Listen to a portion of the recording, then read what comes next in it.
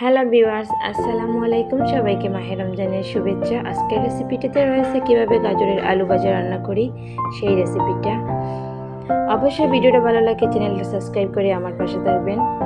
আর এই তো আমি গাজরের আলু ভাজা রান্না করার জন্য আমি এখানে পেঁয়াজ এবং লঙ্কা কুচি ভালো করে ফ্রাই করে নিচ্ছি একটু লবণ এবং হলুদ দিয়ে। তারপরে আমি দিয়ে দেব একটা গাজরের সাথে একটা আলু। অবশ্যই আমাদের শরীরের জন্য আলু এবং গাজর অনেক পুষ্টি আছে।